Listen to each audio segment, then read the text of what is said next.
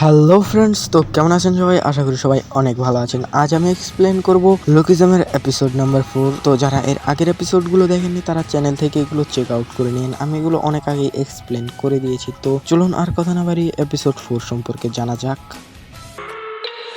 I love everything. Fire spreading all around my room. My world's so bright, it's hard to breathe, but that's alright. Hush.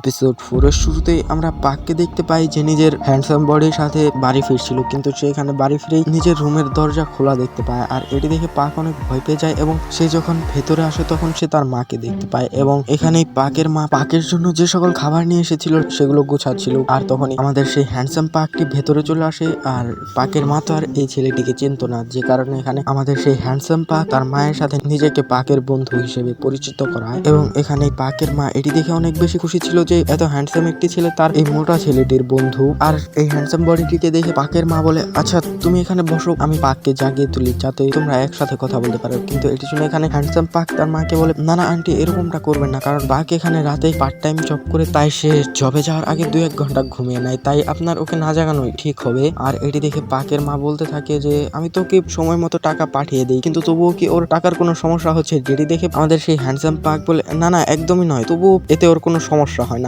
আর এছাড়াও ও তো সবসময় আপনার কথাই বলে। আর এগুলো দেখে পাকের মাও খুশি হয়। আর এরপরেই পাকের মা হ্যান্ডসাম পাককে বলে, তুমি কি আমাকে কিছুক্ষণ সময় দিতে পারবে? আমি তোমার সাথে পাককে নিয়ে কিছু কথা বলতাম। আর এরপরেই আমরা একটি রেস্টুরেন্টের সিন দেখতে পাই এবং এখানে পাক তার মাকে নিয়ে এসেছিল, কিন্তু এখানেই সকলেই রেস্টুরেন্টের ভেতরে পাকের দিকেই তাকাচ্ছিল এবং এখানে পার্ক অনেক বেশি অ্যাটেনশন নিজের দিকে নিয়ে নেয়। আর এগুলো দেখে পাকের মা তাকে বলে, তুমি যেখানেই যাও হয়তো সব জায়গায় তোমাকে সকলেই এরকম ভাবেই দেখে, তাই না? যেটি শুনে এখানে পাক বলে, হ্যাঁ, আর আমার এটি অভ্যেস হয়ে গিয়েছে। আর এরপরেই তারা একটি টেবিলে বসে, কিন্তু এখানে আমরা দেখতে পাই যে ভাস্কো ভাইয়ের যে সবচেয়ে কাছের লোক মানে জিন, সে এই হোটেলে ওয়েটারের পার্ট টাইম জব করে। আর এখানেই সে পাক এবং তার মাকে কফি দিয়ে যায় এবং তার সাথেই আমরা এখানে দেখতে পাই যে ভাস্কো ভাইও এই রেস্টুরেন্টেই মিল্কশেক খাওয়ার জন্য এসেছে। কিন্তু এরপরেই আমরা পাকের মাকে দেখতে পাই যে এখানে পাককে বলে, আসলে আমার পাকও ছোটবেলায় অনেক বেশি হ্যান্ডসাম ছিল, কিন্তু ইদানিং ও একটু মোটা হয়ে গেছে। মানে এখানে পাকের মা কোনোভাবেই চাচ্ছিল না যে এত হ্যান্ডসাম ছেলের সাথে পাকের বন্ধুত্ব নষ্ট হোক,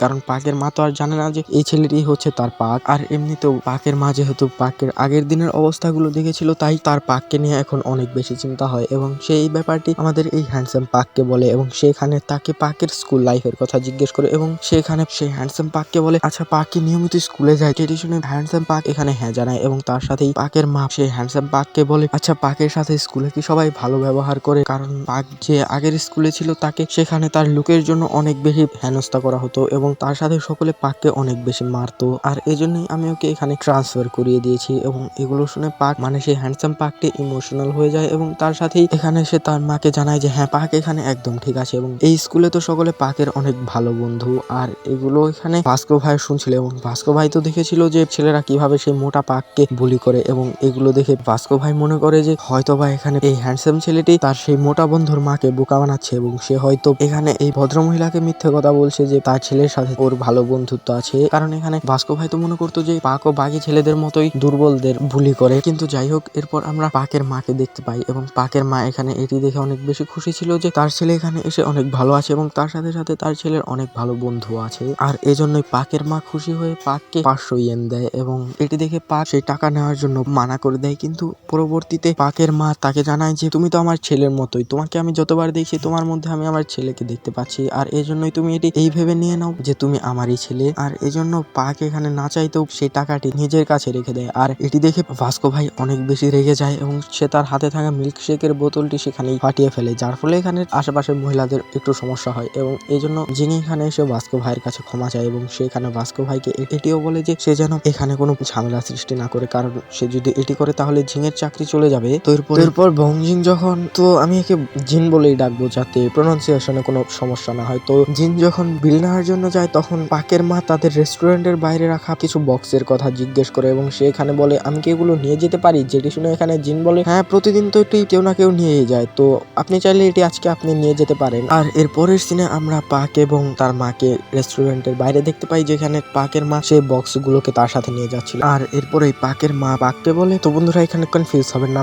পাকের মা কিন্তু এখন পর্যন্ত জানে না যে তার সামনে যে ছেলেটি দাঁড়িয়ে আছে সেই হচ্ছে তার আসল ছেলে, কিন্তু এখানে পাকের মা এই হ্যান্ডসাম পাককে তার ছেলের বন্ধুই মনে করছে। তো এখানে কনফিউশন যাতে না হয় তাই আমি এদের দুজনকে মা ছেলেই বলবো, কিন্তু আপনারা এখানে বুঝে নিন। তো যাই হোক, এরপর পাকের মা পাককে বলে আমি জানি না যে তুমি আমার সম্পর্কে কি ভাবছো, কিন্তু প্লিজ তুমি এই ব্যাপারটি আমার ছেলেকে বলো না, কারণ আমি এগুলো নিয়ে যাচ্ছি যাতে আমি এগুলো বিক্রি করে কিছু টাকা পেতে পারি। এবং এখানে পাক মনে মনে ভাবতে থাকে যে কিন্তু মা তো একটি জায়গায় আগে চাকরি করতো, তার কি হলো। আর তখনই পাকের মা তাকে বলে যে আমি এছাড়াও আরেকটি জায়গায় কাজ করি, কিন্তু এখানে কিছু বাড়তি টাকার জন্য আমাকে এগুলো করতে হয় যাতে আমি পাককে প্রতি মাসে তার খরচ দিতে পারি। আর এরপরে পাকের মা এই হ্যান্ডসাম ছেলেটিকে বলে তুমি সবসময় আমার পাকের সাথে থেকো এবং তুমি সবসময় আমার পাকের বন্ধু হয়ে থেকো। আর এগুলো দেখে পাক বুঝতে পারে যে তার মা আসলে তাকে কতটা বেশি ভালোবাসে এবং সে তার মায়ের সাথে কত বেশি খারাপ ব্যবহার করেছে, কিন্তু তবুও তার মা সকলের সামনে তাকেই উঁচু করে রাখে। তো যাই হোক, অন্যদিকে আমরা রেস্টুরেন্টের ভেতরের সিন দেখতে পাই যেখানে ভাস্কো ভাই দুধের একটি ক্যান তার হাতের প্রেসারেই ফাটিয়ে ফেলেছিল, যার ফলে এখানে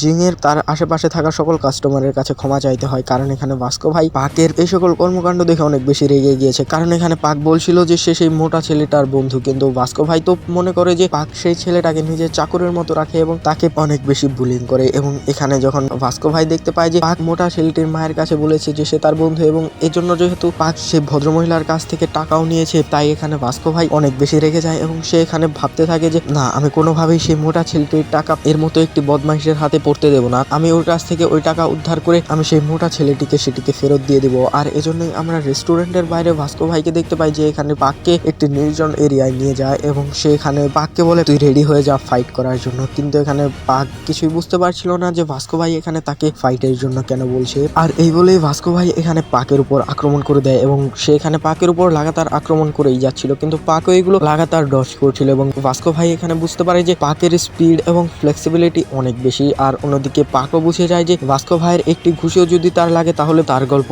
এখানেই শেষ। কিন্তু অবশেষে ভাস্কো ভাইয়ের ঘুষির ফলে পাকের গাল খানিকটা কেটে যায়। আর এটি দেখে পাক এখানে ভাস্কো ভাইকে জিজ্ঞেস করে আচ্ছা আপনি আমার উপর আক্রমণ কেন করছেন, আমি আপনার কি ক্ষতি করেছি। আর সে যখন এখানে ভাস্কো ভাইয়ের কাছে তার এই ফাইটের রিজন জিজ্ঞেস করে তখন ভাস্কো ভাই সে সময়ের কথা মনে করতে থাকে যখন পাক তার মায়ের কাছ থেকে টাকা নিয়েছিল এবং ভাস্কো ভাই মনে করছিল যে এই টাকার উপর পাকের কোনো অধিকার নেই, এই টাকা তো সেই মোটা ছেলেটির টাকা এবং পাক এই টাকাটি তার মায়ের কাছ থেকে জোর করে নিয়েছে। আর এগুলো ভেবেই ভাস্কো ভাই এখানে পাককে বলে তুই আমাকে সেই টাকা ফিরিয়ে দে যেই টাকা সেই ভদ্র মহিলা তোকে দিয়েছে। আর এটি শুনে পাক অনেক বেশি রেগে যায় এবং সে এখানে মনে মনে বলতে থাকে আমি তো ভেবেছিলাম যে ভাস্কো ভাই অনেক ভালো মানুষ, কিন্তু এও তো দেখি বাকিদের মতোই, এও শুধুমাত্র নিজের থেকে দুর্বলদের উপর আক্রমণ করে তাদের কাছ থেকে টাকা পয়সা মেরে নেয়। আসলে এখানে ভাস্কো ভাই পাককে সম্পূর্ণ কথাটি বলে না যে সে এই টাকা নিয়ে সেই মোটা ছেলেটিকে দিয়ে দেবে। আর এজন্যই পাকের এবং ভাস্কো ভাইয়ের মধ্যে এখানে অনেক বড় একটি মিসআন্ডারস্ট্যান্ডিং হয়ে যায়। আর এরপরে আমরা পাককে দেখতে পাই যে এখানে ভাস্কো ভাইকে বলে না আমি কোনো মতেই এই টাকা আপনাকে দেব না।